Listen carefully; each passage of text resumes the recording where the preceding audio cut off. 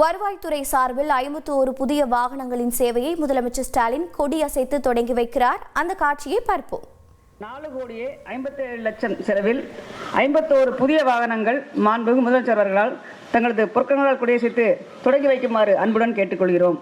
3 வருவாய்த்துறை அலுவலர்களுக்கு புதிய வாகனத்தின் சாவியை வழங்குமாறும் பணிவன்புடன் கேட்டுக்கொள்கிறேன்.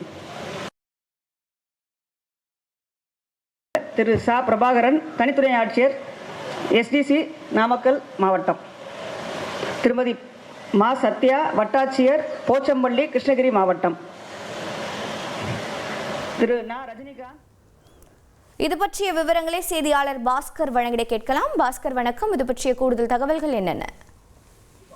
வருவாய் மற்றும் பேரிடர் மேலாண்மை துறை சார்பில் வருவாய்த்துறையில் பணிபுரியும் துணை ஆட்சியர் மற்றும் வட்டாட்சியர் ஆகியோரின் பயன்பாட்டுக்காக 4,57,00,000 ரூபாயில 51 புதிய வாகனங்கள் வாங்கப்பட்டிருக்கு. என்னங்க, இனி வீட்டு வேலையில கொஞ்சம் அதிக ஒத்தாசையா இருக்கணும். ஏன் வேலை கிடைச்சிட்டா? வேலையா? நான் பாஸ் ஆகணும்னு நினைக்கிறேன்.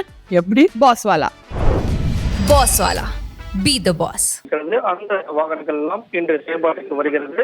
தமிழக முதலமைச்சர் மு.க. ஸ்டாலின் தமிழகத்தில் நுழைவாயில இந்த புதிய வாகனங்கள் எல்லாம் இருக்கிறார். இதன் மூலமாக தனி துணை ஆட்சியர்கள் மற்றும் வட்டாட்சியர்கள் நேரடியாக மக்களுடைய குறைகளை சேர்ப்பதற்கு இந்த வாகனங்களை பயன்படுத்தி நேரடியாக இருக்கக்கூடிய பகுதிகளுக்கே சென்று கருத்துக்களை கேட்டு அதன் அடிப்படையில் அதனுடைய திட்டங்களை எல்லாம் செயல்பாட்டுக்கு கொண்டு வரும் நடவடிக்கையில் ஈடுபடுவார்கள். அதற்கான வாகனங்கள் என்பதோ தற்போது தமிழக முதலமைச்சர் வழங்கப்பட்டிருக்கிறது துணை ஆட்சியர் மற்றும் வட்டாட்சியர்களுக்கு.